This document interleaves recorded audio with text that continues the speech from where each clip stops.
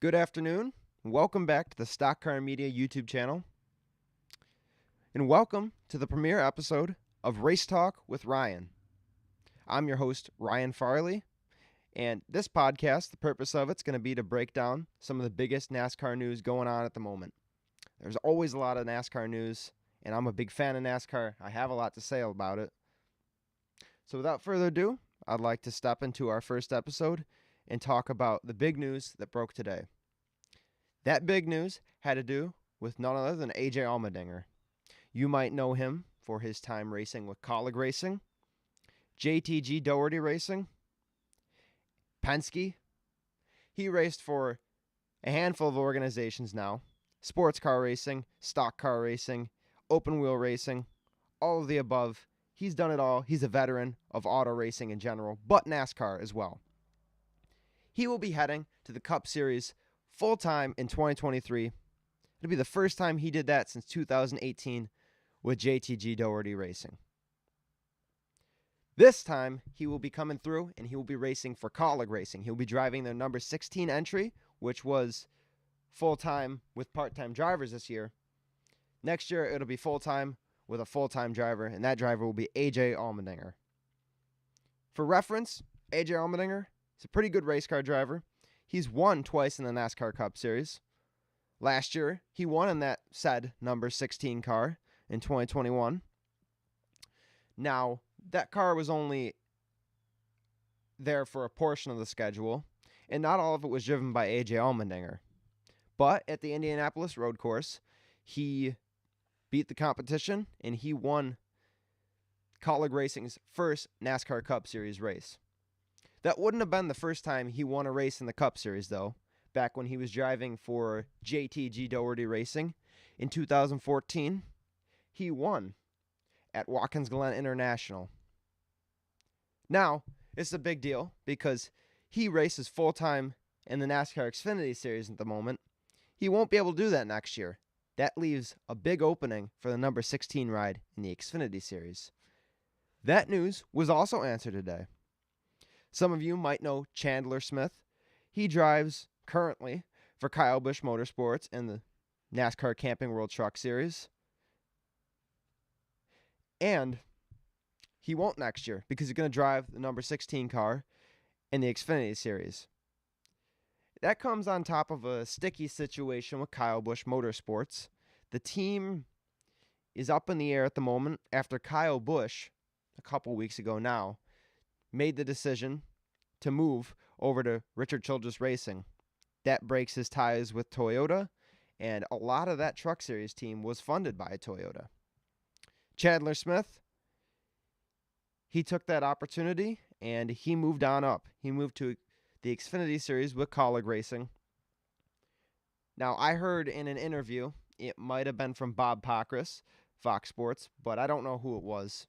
I'll be 100% honest. Chandler Smith did say that he had opportunities with Toyota to move up to the Xfinity Series full-time in 2023. But he didn't take that opportunity. Now, a lot of people are wondering why, or a lot of people are speculating and maybe have gone too far. Some say that Toyota's NASCAR efforts are dissolving, falling apart right before our eyes. I don't think that's the case.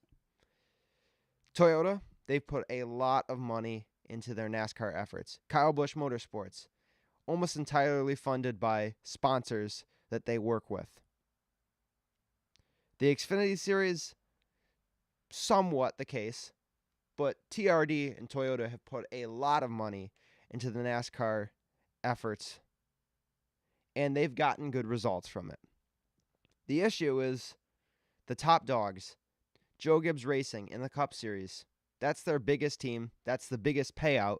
It's the biggest series. They have good drivers. They have Denny Hamlin. They have Kyle Busch.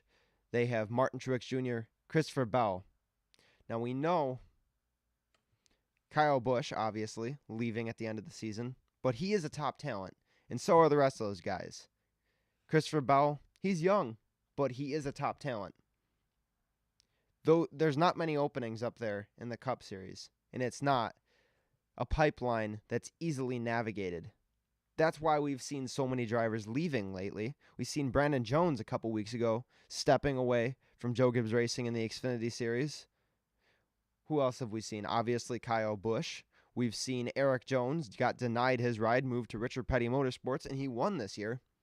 Daniel Suarez, a few years back. Ryan Preece. Noah Gragson. You name it. A lot of the top dogs right now in NASCAR's National Series once did drive for Toyota, once were TRD drivers. But you can't really argue with that. Why would you get rid of a Denny Hamlin? Why would you get rid of a Martin Truex Jr., Kyle Busch, or Christopher Bell if you didn't have to? That's why it's making it such a tough time for drivers like Chandler Smith. And he said it. He said he's had a good time with the people he worked with at Toyota. But this was the best opportunity for him. That's the case. So congratulations to both of those guys. AJ Allmendinger, really excited to see what he's going to be able to do in Cup. Obviously, like I said, he's won there twice. I think 2023 could be a breakout season for the veteran driver. He's up there in his age, but he's very capable of winning. He's shown that in the Xfinity Series with the many starts over the past 4 years. More news. Speaking of drivers who are going to be making Xfinity Series starts in 2023. Well, not 2023, pardon me. Hailie Deegan, next weekend, she's the Truck Series driver.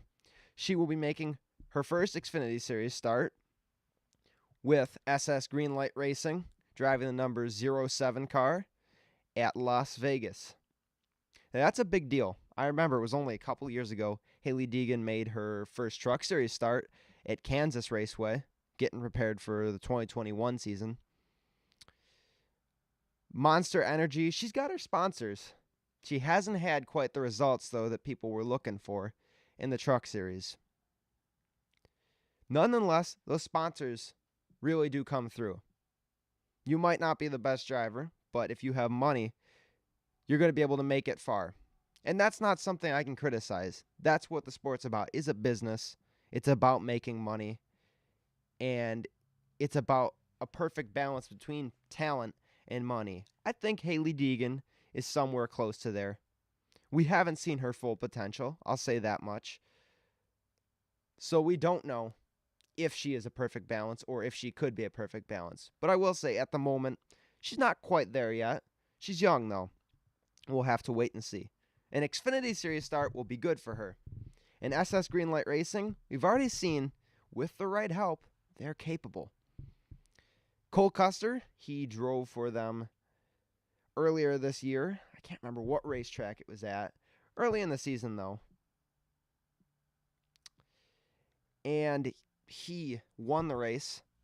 He had one of the best cars the whole race. And that was provided because of Stewart-Haas Racing.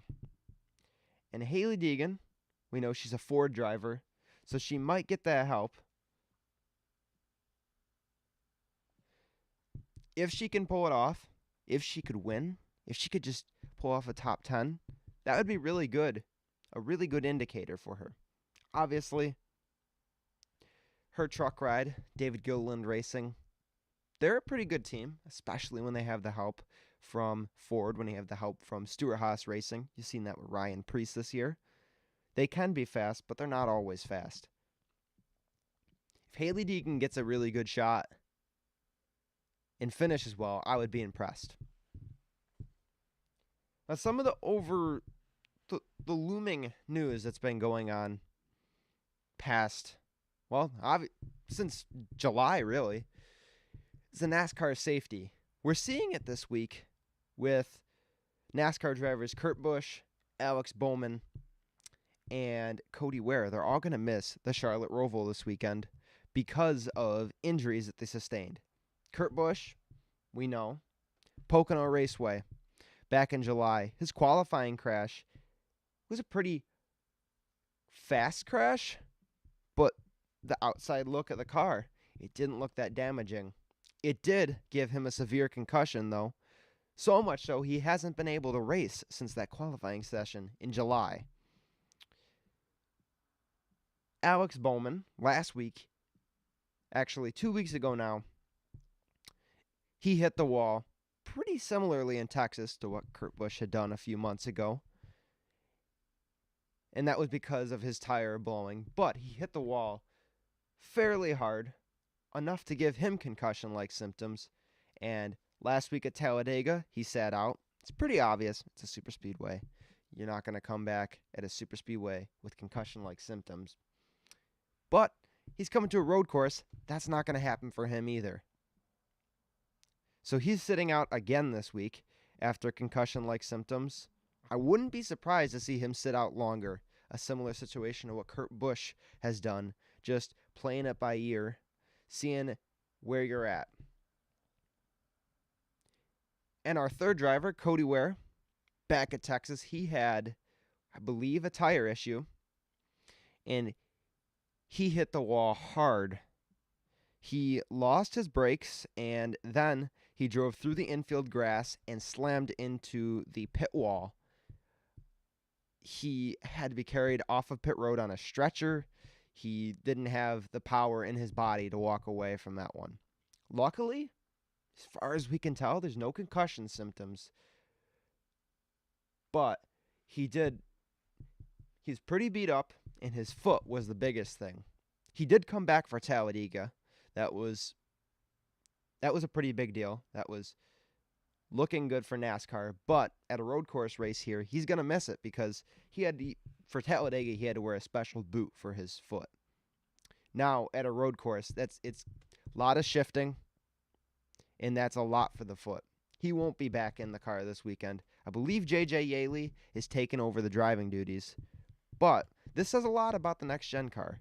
We've heard drivers saying it the whole season, even ones who didn't have to sit out, that these cars take hits a lot harder, and the drivers are feeling the impact of it. NASCAR needs to do something to these cars to make them give a little more. A lot of the crashes we've seen this year, the car just did not crumple the same way our Gen 6 car would. So the current Gen 7 NASCAR next gen car is a lot tougher, and it's causing issues. It sounds like NASCAR is in the works at their Ohio Development Center, trying to get a new rear clip for this, trying to change the impacts on this car for safety, and hopefully they're hoping to implement it by 2023. But there's still quite a few races left in this season, quite a few opportunities for people to get hurt. In the past 20 years, NASCAR has had a really good record. Drivers have not died since Dale Earnhardt in 2001. And the safety they've implemented to these cars has protected many drivers from getting severely hurt. Few concussion incidents like Dale Earnhardt Jr., but overall pretty good. This car is a little bit of a step back. NASCAR, and with all due respect, I hope and I trust that they can step up their game and bring this car to the safety levels of the last one. The racing product's been great. This car has done very well on track. The competition has been amazing. From a fan's perspective, I've really liked how the season has gone. But also from a fan's perspective, I've not liked seeing Kurt Busch out and suffering these injuries. Now Alex Bowman suffering the similar type of injuries. And Cody Ware, not the same injuries, but he's injured. And it's because of this car. So NASCAR needs to step up their game. And I have no trouble saying that. Now, I know NASCAR is trying. And that's good. Something else that happened at that Texas race was Denny Hamlin and William Byron having an incident on track. To lay out the groundwork here, it started midway through the race. Denny Hamlin and William Byron were running side by side, and Denny Hamlin sort of washed up the track, got a little loose on corner exit, and William Byron, who was on the inside of him, or closest to the outside wall. He was pushed just slightly into that outside wall there, and he had to let out the throttle. He was worried that he broke a toe link, which has been a major issue with this new car. He was worried that would happen, and he was pretty angry. Martin Truex Jr., he was leading the race. He blew a tire like many other drivers did that day with Goodyear's tire issues, which we might get into in a little bit. Goodyear's tire issues were prevalent that day, and Martin Truex Jr. crashed. His cars spun out, blew a tire from the lead. And as the caution came out, Denny Hamlin and William Byron were in consecutive order, not necessarily 1-2 in scoring situation, but 1-2 as they were next to each other. William Byron, he slowed down to some extent, but then sped up through the front stretch there and drove right into the back of Denny Hamlin. That caused Denny Hamlin to lose control of his car and spin into the infield grass. Wow. As you can expect, Denny Hamlin, the number 11 Joe Gibbs Racing FedEx team, was not happy. They were yelling over the radio. And Denny Hamlin had to restart, if I'm not mistaken, 22nd in order. And William Byron, he got to stay where he was. Now, Denny Hamlin didn't go down without a fight. He tried to start back where he was spun from. NASCAR said no. Denny Hamlin tried to take a swipe at the number 24 of William Byron, but either thought better of it or failed at the process.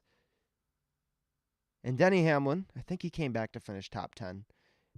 William Byron finished top 10, I believe, but neither one of them won. And in part, that's kind of due to each other. Denny Hamlin obviously got thrown into the grass, bumped, and had to come from way back in the field in the ending of the race there. But William Byron, if his claims are right, he got run into the wall. He was worried about a toe link being broken or bent. It's possible that it hindered the car in some way. So, if what both of them are saying is true, they're both to blame for what happened to the both of them. The interesting part here, as if that wasn't interesting, you don't see that every day, is that NASCAR didn't penalize William Byron. They didn't send him to the rear of the field for spinning Denny Hamlin out under caution. NASCAR claims they didn't see it. Now, I can definitely understand they were looking at the leader, Martin Truex Jr. He blew a tire from the lead. That's big. That's something you don't want to miss. But how do you miss top 10 drivers spinning each other out under caution? They have in-car cameras. All the cars do now. And NASCAR should have access to that. And now, William Byron, he got a penalty because of all this. But days later, I think it was a Wednesday after the race, he got a penalty. I believe it was 25 points docked and $50,000, which the money probably isn't a huge issue. But the points, playoff points, is a big issue because there's 3 races per round. That was the first race of the round, and he has to try and make all those up. So tomorrow. Tomorrow is Thursday. Thursday, the October 6th, 2022. William Byron will be appealing his penalty. William Byron and Hendrick Motorsports will be going to NASCAR to try and appeal the penalty. I don't know how well that's going to work for them. From what I heard Rick Hendrick talking about, it sounds like the approach and my unbiased standpoint will say that I think William Byron is right for being upset about the penalty, and I think Denny Hamlin is upset for being spun under caution. The penalty's super big. 25 points in the playoffs. He's not going to be able to make that up unless the appeal lessens it or maybe eliminates it. I really find it highly unlikely NASCAR will make a significant beneficial change for the Hendrick Motorsports team.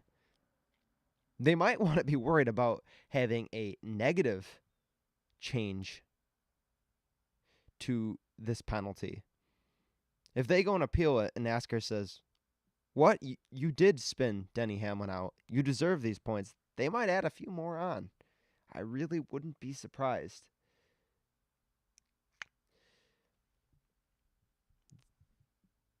That's not what Hendrick Motorsports wants. And for their sake, I hope that's not what happens. But for Denny Hamlin's sake, I do hope William Byron sustains some sort of penalty. He did something bad. Spinning somebody out under caution is not acceptable. And what Denny Hamlin did to him on track probably isn't the nicest. This needs to be handled professionally. Now, I was talking about the Goodyear tire issues at Texas.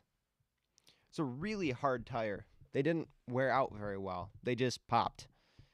And a lot of the times, I'm pretty sure several leaders blew a tire.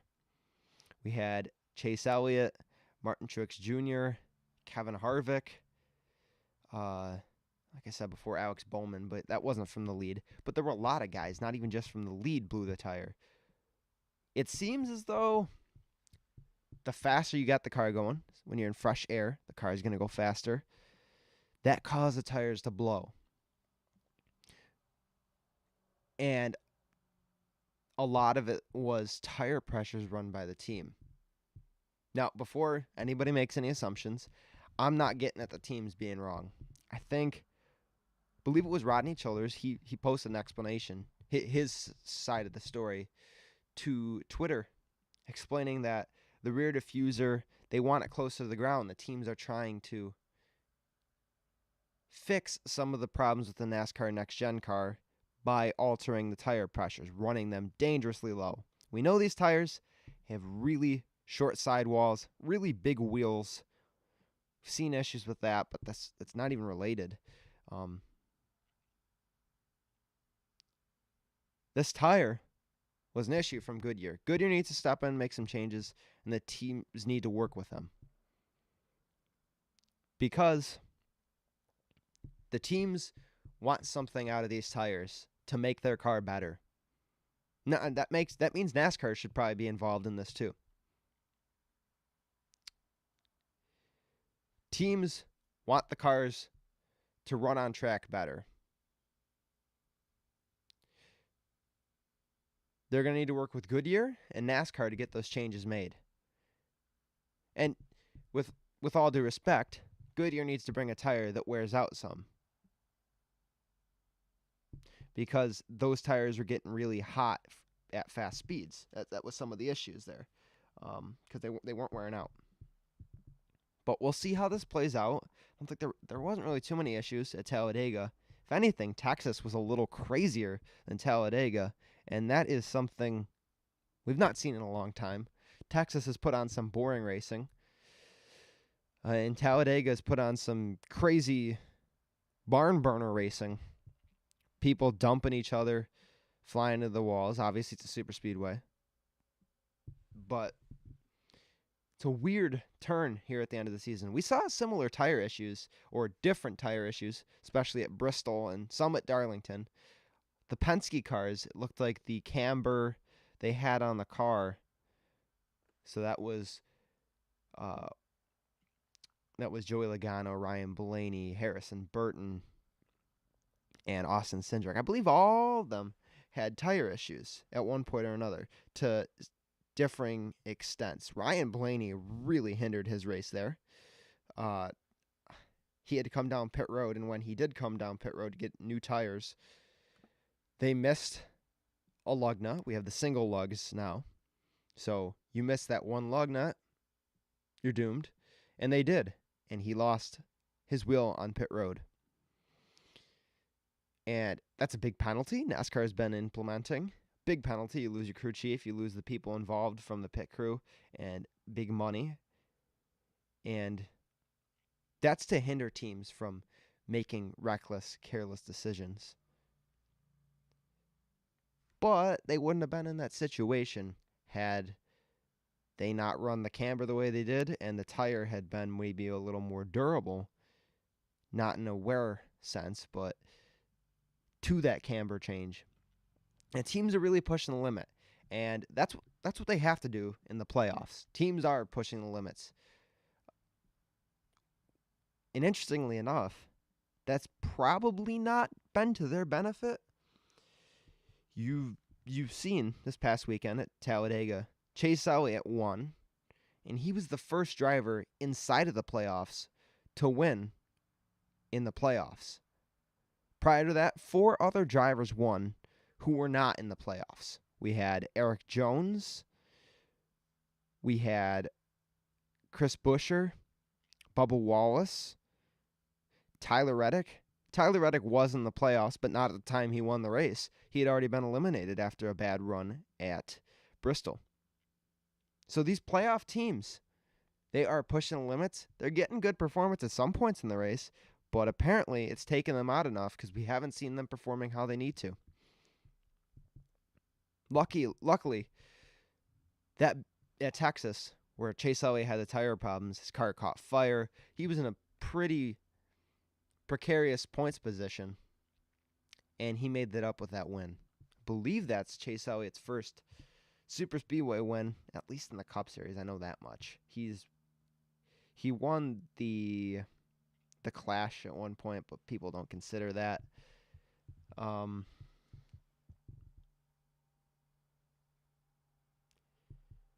That's big news. Let me see what else I have here, because there's always a lot going on. And if you don't just think that, go to NASCAR Twitter. It's hopping with information all day long. While I'm thinking about this, Jimmy Johnson announced his retirement, not from NASCAR, but from IndyCar. I believe he ran full-time this season, and he ran part-time last season. He called it quits pretty much. He retired from NASCAR a good few years ago here, 2020, I believe. Yes, 2020. And he's a 7-time champion. He's a legend of NASCAR racing. But he tried other disciplines, and he said he might make one-off starts here or there.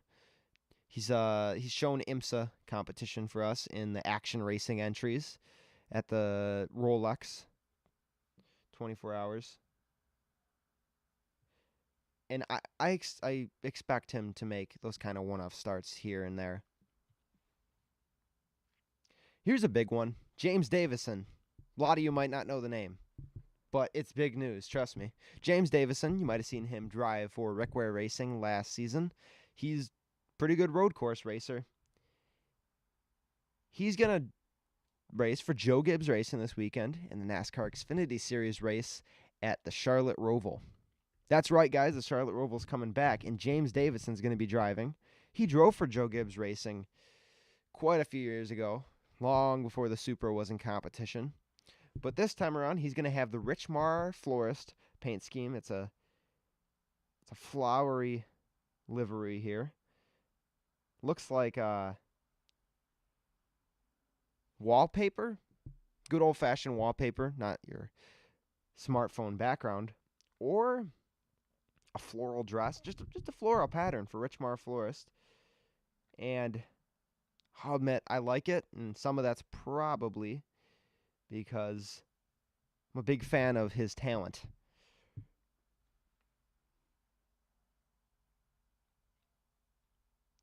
He's going to race the number 18 car. I didn't mention that. And we've seen a lot of guys race that this season. We've seen Drew Dollar, Trevor Bayne a couple times. I believe Trevor Bayne filled in for Drew Dollar last weekend at Talladega. It's a funny story. I might get into that Trevor Bayne story. Trevor Bayne raced the number 18 car at Talladega with Drew Dollar's sponsor, filling in for Drew Dollar for no reason other than the fact that Drew Dollar had to catch up on his college work. That's a little crazy to me. That's not something you usually see. And In the past, you might not have seen drivers going to college, but a lot of them do. Obviously, William Byron, he's got Liberty University as a sponsor. Not sure if he graduated from there yet, or at all, but he did go to Liberty University. Several other drivers taken college courses. So it's an interesting situation. Trevor Bayne obviously is a veteran. He won the 2011 Daytona 500. Back in the car tomorrow years, tandem drafting and all that. But he is still competitive, even though he took a break for several years since he drove for Roush. That was where he left off, and he showed up this year all over again in the NASCAR Xfinity Series with Joe Gibbs Racing. So that's big news, though, with James Davison. Good driver. Rick Ware Racing, they've shrunk this year, but they gave chances to a lot of good drivers. They just, unfortunately, couldn't sustain a top ride or even a weekly ride for any of those drivers.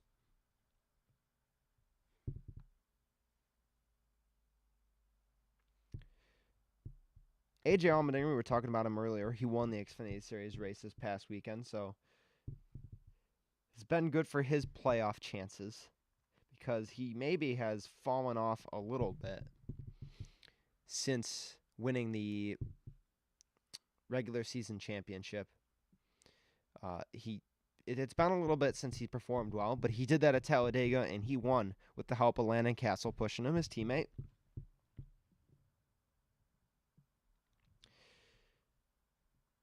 Talladega. Speaking of Talladega, you might have happened to see that Jordan Anderson crash.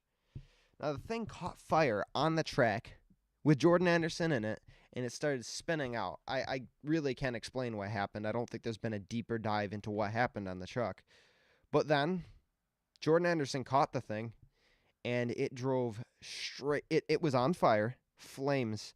It drove straight into the wall, the inside retaining wall, at Talladega, at speed. And Jordan Anderson, he must have had his belts undone. He must have had the window net down. It's pretty warm in there. He jumped out. His head was sticking out the window as the driver's side slammed into the wall. He was inches away from losing his head. And I don't blame him one bit. The truck was on fire. He had to get out of there. But that was insane. That was crazy. He sustained some burns, but it seems like he's relatively unharmed, which thankfully that's the case. I'm really happy that he's okay.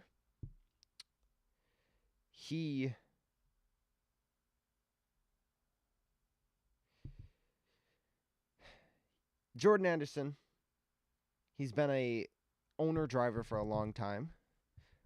I'm always happy to see him race. He offered up his ride to lots of other drivers the past few years here.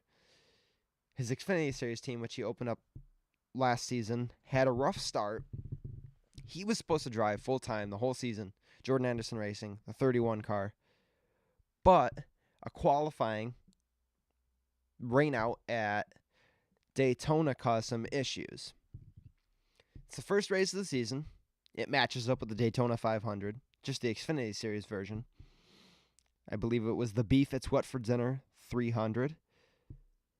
And there was rain, so he didn't qualify for that race because they didn't hold a qualifying session. And normally, today, if that happened, he'd show up the next week and he'd try again. I believe it was the Daytona road course, capable of qualifying. He'd make it. He'd be able to qualify and race for the rest of the season.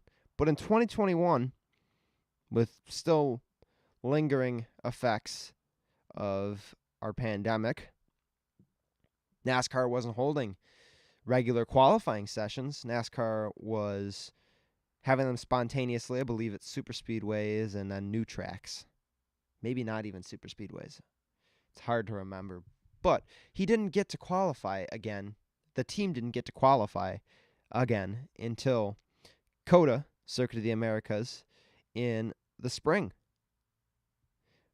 By then, Jordan Anderson had given up on his interest in racing the full season. If I'm not, I believe it was Tyler Reddick jumped in the car at COTA, and I think it was a top 10 qualifying performance. Not a pole, because he won the pole in the Cup Series race.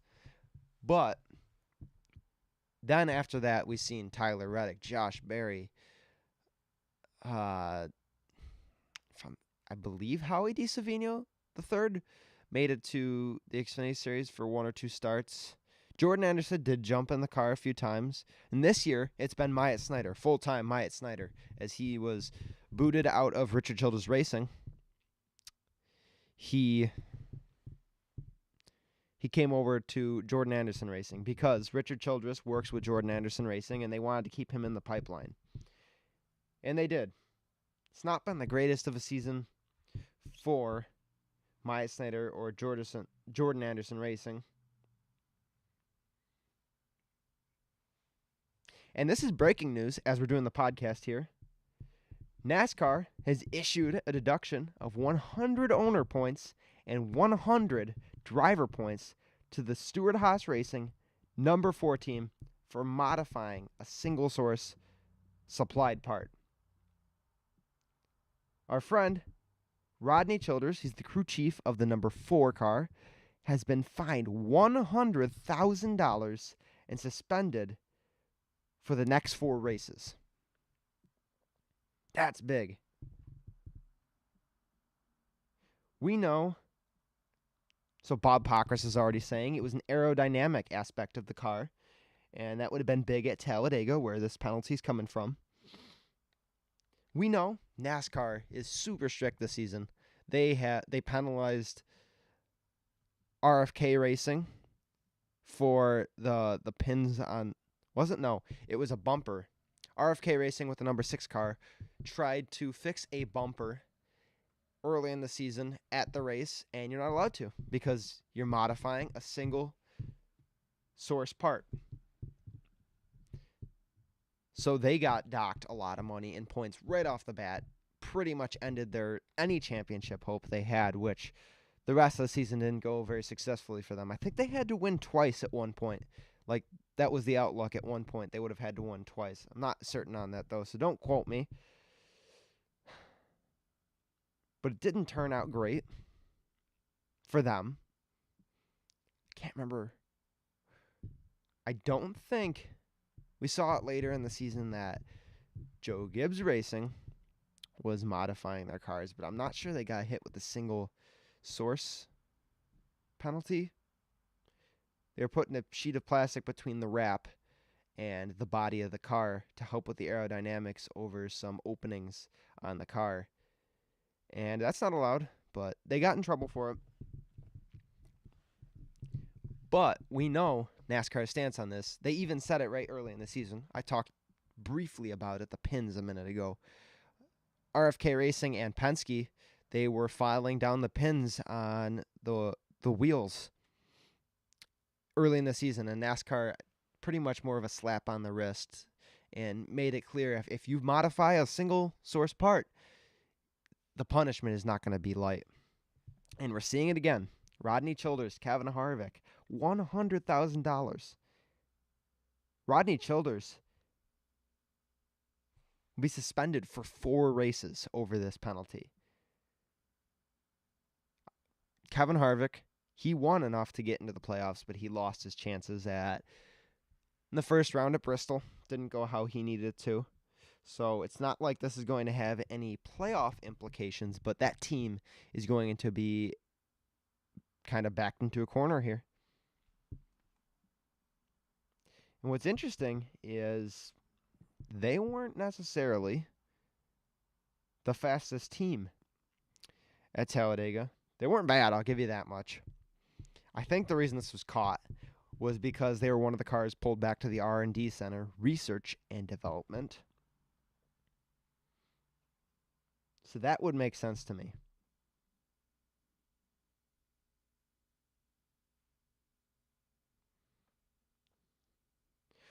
Here's a list. Michael McDowell was also on the list earlier in the year. I can't exactly remember what he did to earn that, but he was modifying a single source part.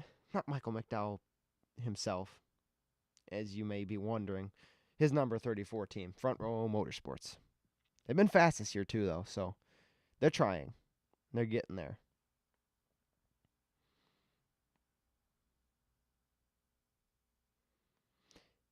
Oh, I'm scrolling through people's comments on this.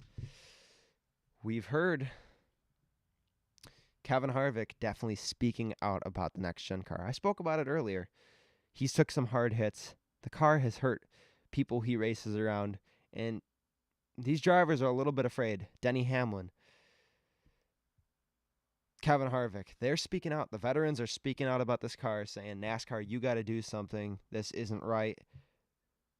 And for weeks now, people have been speculating. Are they going to get hit with penalties for comments detrimental to the sport of stock car racing, which is something NASCAR has done before? That's why it's such a term. NASCAR said that before. If you say something anti-NASCAR, they've hit you with that before. And we haven't seen anything yet, but people are speculating that NASCAR's penalty here with the single source part has something to do with his comments. Maybe they would have been more lenient had he not been speaking out so roughly about the car. I don't know. With Kevin Harvick, the car caught fire, and that had nothing to do with him. It caught fire while he was racing on track, fire coming out of the dashboard, and ended his race. And that was an issue with NASCAR's design of the car. I think Kevin Harvick has every right to speak out. I think really anybody who's concerned does, because they're strapping themselves into that car and they're racing in it, putting their life on the line, and maybe NASCAR is not doing everything they could be doing to protect their safety. No, NASCAR they're definitely trying. They're not trying to make unsafe race cars. It takes time to fix these issues. It takes time and money. But the drivers are worried. They don't want to sit out there racing these races in unsafe positions.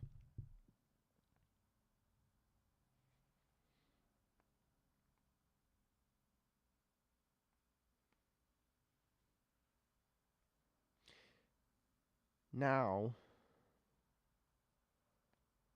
I spoke about the penalty for William Byron. We didn't speak about Ty Gibbs. It's likely Ty Gibbs is probably going to Cup next year. We have that number 18 open because Kyle Busch is leaving the team. And Ty Gibbs, he's won, I believe, at least a handful of times in Cup this season. Pardon me, the NASCAR Xfinity Series this season. And he's made now a bunch of Cup Series starts for 23XI Racing because Kurt Busch has been out. He drove the 45 when team switched for owner's points reasons, so now he's driving the 23 car. With Monster Energy sponsorship, that's probably how he got his feet in that seat. Because Monster Energy sponsors Ty Gibbs in the Xfinity Series and in ARCA, back when he drove an ARCA, and they've long sponsored Kurt Busch. Last week, though, or depends where you're looking at this schedule from, but at Texas Motor Speedway, Ty Gibbs was on pit road, and another Ty Dillon, drove out of his pit stall and kind of bumped into the side of Ty Gibbs. I don't think there was any intent based on what I saw. It was more of an accident. Ty Gibbs wasn't so happy with that and bumped the number 42 of Ty Dillon back. That pushed the number 42 car into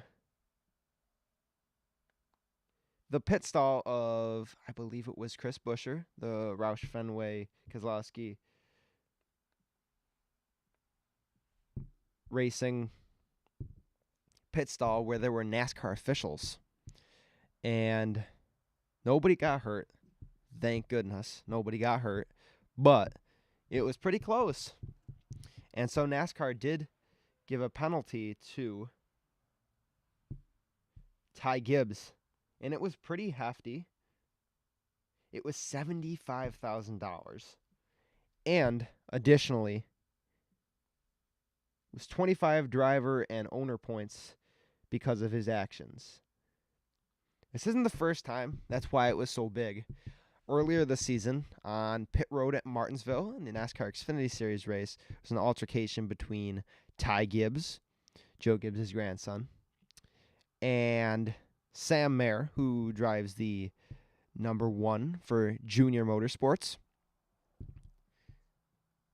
I believe Sam Mayer kind of pushed Ty Gibbs on the final lap at Martinsville, and it didn't turn out the greatest for Ty Gibbs. Wasn't really malicious, it just failed and ended Gibbs' chances of winning the race on the final lap. Ty Gibbs is not very happy. He drove into the back of the parked 1 car on pit road, got out, and they had a fight.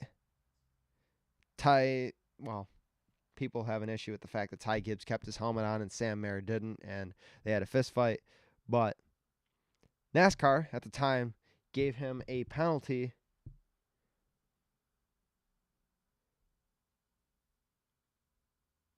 for driving into Sam Mayer's car. I'm trying to remember.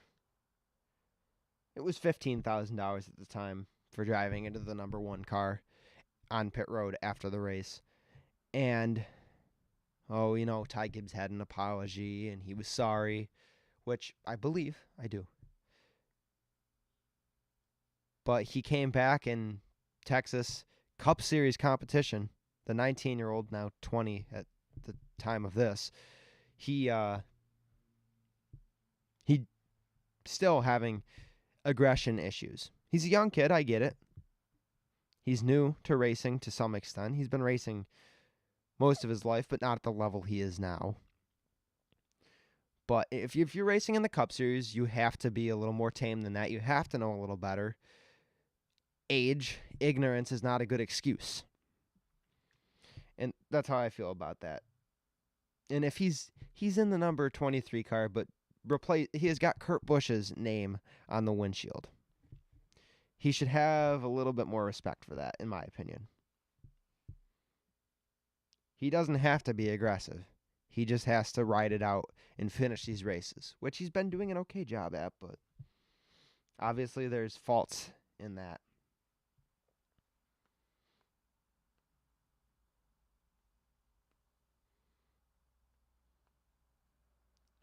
I think that's about it for this first episode here. I'm trying to think of anything else I got to fill you guys in on, because the NASCAR news is something I'm really passionate about. I write about it, I talk about it, and right now I'm talking to you guys about it. This is just something I thought would be a really fun activity to do here on the Stock Car Media YouTube channel. I haven't had an opportunity to talk racing in a good while, so I'm starting it back up. It's the premiere episode. Start your engines of Race Talk with Ryan. Thank you guys for tuning in, and keep your eyes open. There's going to be more. Thanks again.